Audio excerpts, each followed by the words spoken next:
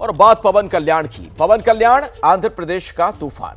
प्रधानमंत्री नरेंद्र मोदी ने साउथ के सुपरस्टार पवन कल्याण को आंधी बताया था। आज पवन कल्याण आंध्र के डिप्टी सीएम बनाए गए। लोकसभा और विधानसभा चुनाव में पार्टी का स्ट्राइक 100% रहा। शपथ के मंच की कई तस्वीरें आज सुबह से वायरल हैं। पवन कल्याण अने नेनु शासनम द्वारा निर्मितमैन भारत राज्यांगम पट्ल जनसेना के प्रमुख पवन कल्याण ने आंध्र प्रदेश में मंत्री पद की शपथ ली और चंद्रबाबू नायडू की सरकार में पवन को डिप्टी सीएम की कुर्सी दी गई है। भारत देश सार्वभौमाधिकाराన్ని आंध्र प्रदेश राष्ट्र मंत्रीगा नेनु। पवन कल्याण जब शपथ लेने के लिए मंच पर पहुंचे तो सामने बैठी भीड़ का शोर पूरे इलाके में गूंजने लगा। शपथ के बाद पवन कल्याण ने बड़े भाई और दक्षिण के सुपरस्टार चिरंजीवी के पैर छुए।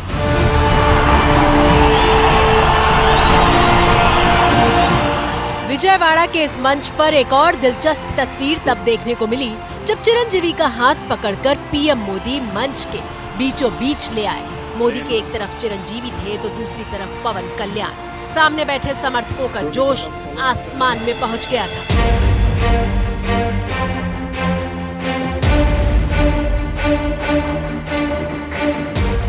पवन कल्याण दक्षिण में सनातन का झंडा उठाने वाले सबसे बड़े सुपरस्टार बन चुके हैं। इस चुनाव में पवन कल्याण ही वो कड़ी थे जो बीजेपी और टीडीपी को साथ लेकर आए।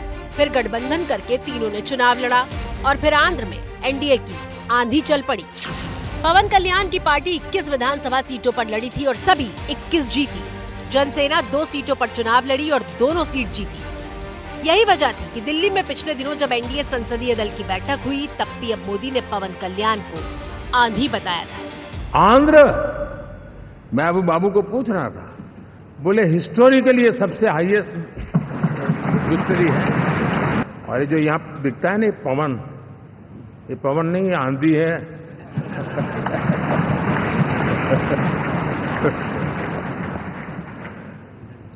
आंध्र ने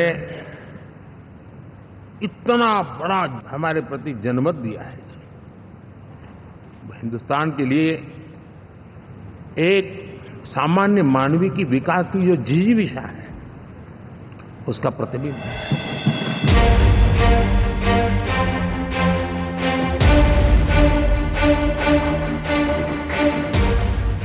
पवन कल्याण इस चुनाव में पीठापुरम विधानसभा सीट से करीब 70,000 वोटों से जीतकर विधायक बने हैं।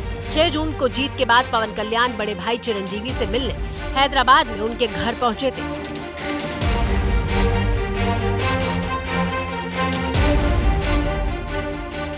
उस दिन पवन कल्याण का शानदार स्वागत किया गया था। पैर पर माथा टेककर पवन कल्याण ने भाई से आशीर्वाद लिया, जिसका वीडियो सोशल मीडिया पर वायरल है।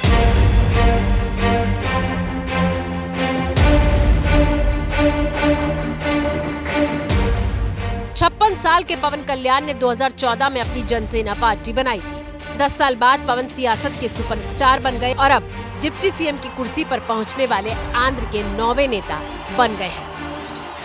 साल 2019 में पवन कल्याण की पार्टी सिर्फ 1 सीट पर जीती थी। खुद पवन 2 सीटों पर हार गए थे। बाद में उन्होंने 2020 में बीजेपी से गठबंधन का फैसला किया और दोनों दल साथ मिलकर राज्य की राजनीति में आगे बढ़ते रहे।